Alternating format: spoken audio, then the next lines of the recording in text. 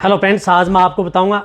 निमोस्लाइड and paracetamol bolus का उपयोग। यदि पशु में निमोस्लाइड एंड पैरासीटामोल जो बोलस आती है उसका उपयोग पशु में कब कराना चाहिए, प्रेग्नेंट पशु के लिए सेफ है नहीं, किस तरह की स्थिति हो जाए तो आप अपने पशु में उस बोलस का उपयोग कर सकते हैं। शॉर्ट में वीडियो बनाई गई है तो आप पूरी डिटेल से देखना, पूरी जानकारी आपको मिल जाएगी। देखो, निमोस्लाइड एंड पैरासीटामोल बोलस, यदि आपके पशु में कहीं पर दर्द, सूजन और बुखार, यानी कहीं पर भी यदि दर्द, सूजन और बुखार से संबंधित कोई भी दिक्कत हो गई है, जैसे यदि आपके पशु का टेम्परेचर बढ़ गया, टेम्परेचर किसी भी कारण बढ़ सकता है, जैसे गर्मियों में पशु का टेम्परेचर बढ़ गया तो उस स्थिति में आप निमोस्लाइड पैरासीटामोल का उपयोग कर सकते हैं। या यदि आपके पशु को सर्दी जुकाम लग गई, खांसी जुकाम बुखार निमोनिया की शिकायत है तो वहाँ पर भी आप निमोस्लाइड एंड पैरासीटामोल बोलस का उपयोग पशु में करवाया जाता है। इसी तरह से यदि आपके पशु में कहीं पर चोट लग गई, यानी कहीं पर चोट लग गई, कहीं पर पशु गिर गया, पशु का मांस फट गया, या दौड़ते दौड़ते कहीं पशु की मोच आ गई, या कहीं पर खड्डे में गिर गया, या दो पशु आपस में लड़ रहे थे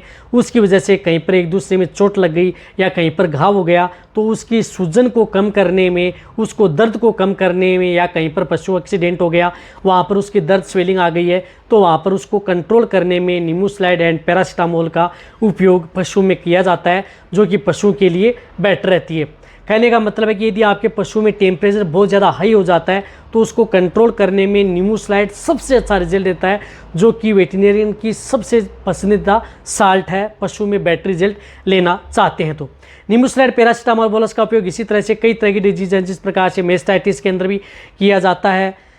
या अदर जिस प्रकार से एफएमडी है, बीक्यू है, या अदर कोई जिस तरह की दिक्कतें यदि पशु में हुई, जिस प्रकार से लंपी स्किन डिजीज, यानी कोई भी दर्द सूजन बुखार से संबंधित कोई भी दिक्कत बैक्टीरियल वायरल डिजीज हुई है, वहाँ पर आप इस बोलस का उपयोग कर सकते हैं। जिस तरह से एक तो एनपीसी आती है, जिस प्रकार से एनिमिक्स निमोस्लाइड पैरासीटामोल था, इस प्रकार से ओक्जाल्चिन एनपी आती है, उसके अंदर भी निमोस्लाइड पैरासीटामोल आता है,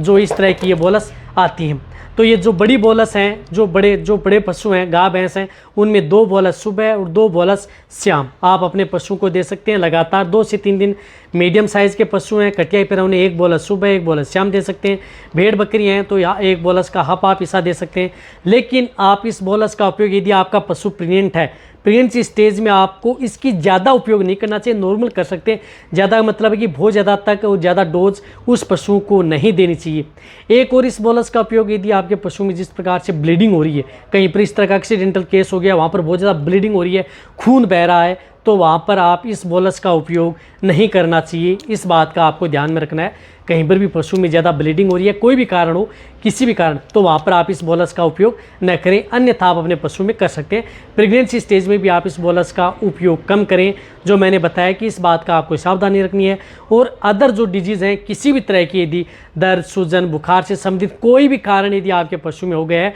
वहाँ पर आप अपने पशु में इस बोलस का उपयोग करा सकते हैं, जो कि पशुओं के लिए बेस्ट और बेटर रिजल्ट आपके पशु में देती है, बिना किसी नुकसान के सबसे अच्छा रिजल्ट पशु में देती है। तो अब आप अच्छी तरह से समझ गए होंगे कि निमोस्लाइड पैरासीटामोल जो बोलस आती है वो पशु में क्या काम करती है, कितनी डोज देनी चाहिए, कब कैसे उपयोग करनी चाहिए। तो वीडियो जितना हो सकता है उनके साथ शेयर करें, इसी तरह से वीडियो देखते रहें। थैंक्स, धन्यवाद।